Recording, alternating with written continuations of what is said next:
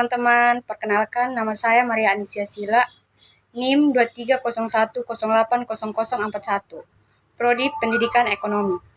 Di sini saya akan membawakan materi tentang kebijakan fiskal untuk memenuhi nilai UAS mata kuliah Ekonomi Moneter. Di sini saya akan menjelaskan apa itu kebijakan fiskal, tujuan kebijakan fiskal, instrumen kebijakan fiskal, jenis-jenis kebijakan fiskal, kelebihan dan kekurangan, serta contoh kebijakan fiskal. Materi pertama, pengertian kebijakan fiskal.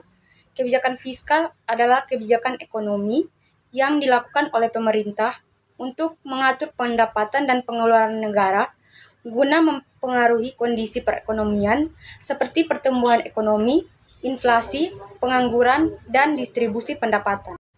Materi yang kedua, tujuan kebijakan fiskal. Di sini ada 5 tujuan.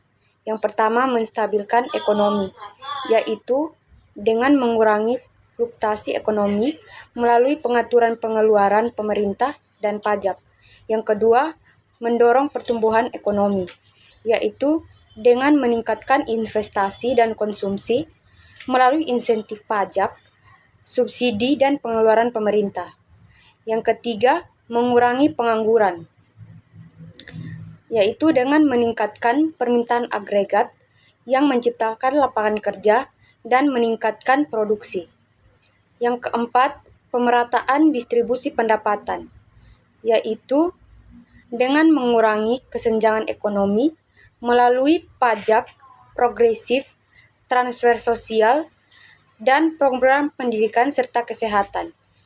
Yang kelima, mengelola utang dan defisit anggaran, yaitu dengan mengendalikan tingkat utang nasional dan menjaga keseimbangan anggaran untuk stabilitas ekonomi jangka panjang.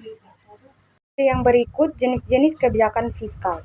Yang pertama, kebijakan fiskal ekspansif adalah kebijakan yang merangsang pertumbuhan ekonomi dengan meningkatkan pengeluaran pemerintah atau mengurangi pajak.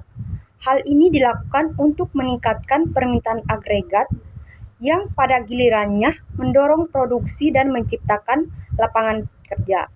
Tujuannya yaitu untuk meningkatkan pertumbuhan ekonomi, mengurangi pengangguran, dan meningkatkan investasi dan konsumsi.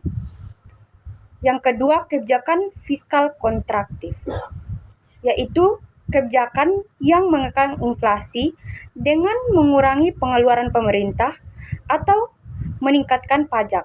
Hal ini dilakukan untuk menurunkan permintaan agregat yang membantu mengendalikan kenaikan harga, yang bertujuan untuk mengendalikan inflasi, menstabilkan nilai mata uang, dan mengurangi tekanan pada sumber daya terbatas.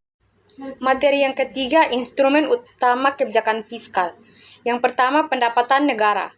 Pendapatan negara adalah penerimaan yang diperoleh pemerintah dari berbagai sumber, termasuk pajak dan non-pajak.